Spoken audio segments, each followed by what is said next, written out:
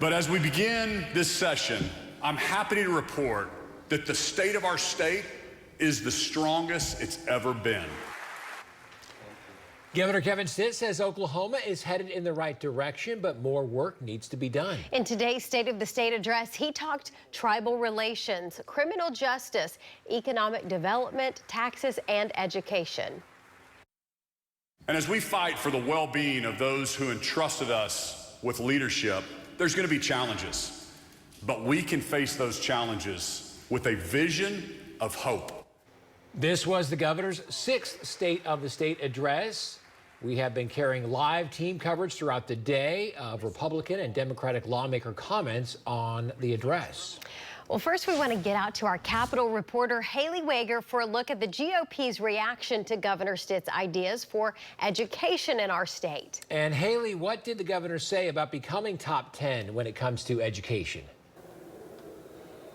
Well, Carl, the governor talked a lot about providing school choice here in the state. He touted the private and homeschool tax credits that were passed last session, saying lawmakers should build on that momentum. There are so many reasons parents may choose a different school that isn't their neighborhood school, and it's our job to make sure they have that freedom.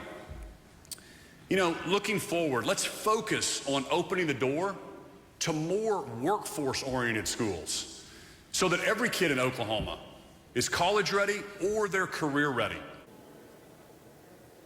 Governor Stitt says he wants more schools that focus on that career readiness instead of just college readiness. He also talked a lot about charter schools, saying Oklahoma is top 10 in charter school performance. He wants to use some of the vacant school buildings in the state to house some of those charter schools. And now there are a few pieces of legislation run by Republican lawmakers that would just clean up those tax credits passed last session. Governor Stitt says he's in favor of those. Coming up at 4:30, the governor is renewing his push to cut taxes, and he's making a pretty bold promise. Live at the Capitol, Haley Wager, Oklahoma's own News 9. Haley, thanks for your coverage. News 9's Cameron Joyner just heard from Democratic lawmakers on their response to the governor's speech. Cameron, a different focus across the aisle when it comes to education. Bobby, Democratic leaders made it clear that they are not a fan of Governor Stitt's parental choice tax credit. Their focus will be on putting more taxpayer dollars back into public schools.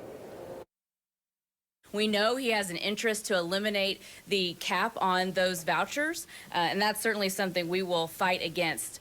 And those are taxpayer dollars that he wants to go back to those who don't need it, who are already sending their children to private schools. We need to invest in public education, keeping public dollars in public schools. Democratic leader Cindy Munson also talked about their focus on higher education, saying now is the time to invest in rural and flagship institutions instead of cutting their funding, something they'll focus on this session. Senate Democratic leader Kay Floyd also voicing her support for greater investment in public education, career techs, and higher institution agencies to provide greater opportunities for Oklahomans. Coming up next half hour, I'll have the Democratic response to Governor Stitt's call for a cut to the personal income tax. Live at the Capitol, Cameron Joyner, Oklahoma's own News 9.